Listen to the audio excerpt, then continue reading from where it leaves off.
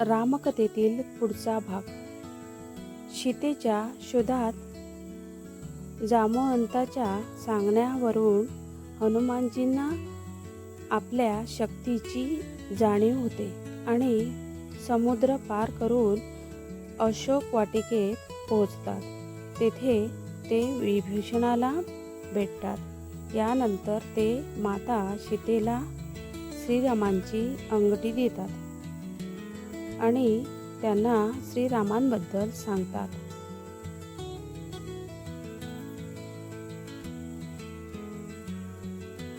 यानंतर मेघनाद हनुमानजींना बंधक ओलीत घेतो आणि त्यांना रावणाच्या समोर उभे करतो. त्यानंतर हनुमानजी रावणाला श्रीरामांसमोर शरण येण्यास किंवा युद्धासाठी तयार होण्यास सांगतात. हे ऐकून रावण त्यांच्या शेपटीला आग लावतो. हनुमानजी आपल्या जळत्या शेपटीने लंका जाळतात. लंका दहन केल्यानंतर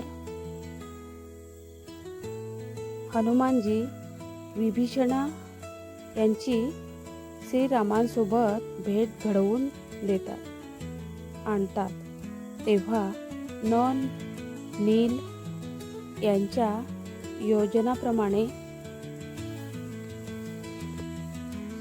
समुद्रावर सेतू निर्माण करण्यास सुरुवात होते. शेवटी श्रीराम बली पुत्र अंगद रावणाच्या भेटीला पाठवतात आणि शरणागतीचा संदेश देतात आणि शांततेचा अंतिम प्रस्ताव देतात. ते जेव्हा रावण सहमत होत नाही तेव्हा अंगद आपली शक्ती दाखवतात आणि इशारा देऊन परत येतात. यानंतर राम आणि रावण यांच्यात युद्ध होते.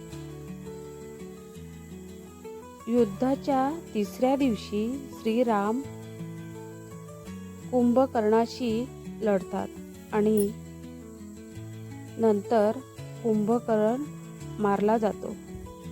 कुंभकर्ण आणि रावणाच्या मुलांचा वध केल्यानंतर लक्ष्मण आणि मेघनाद यांच्यात युद्ध होते. जेव्हा मेघनादने राम आणि लक्ष्मण यांना सापाच्या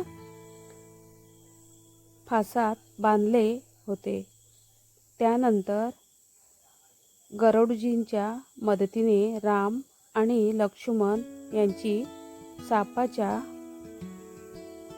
जाळ्यातून सुटका होते. इति श्री रामकथा. गोष्ट आवडली तर लाईक, शेअर, सबस्क्राईब करा. अशाच नवनवीन गोष्टींसाठी बेल ऐकनही दाबा. धन्यवाद.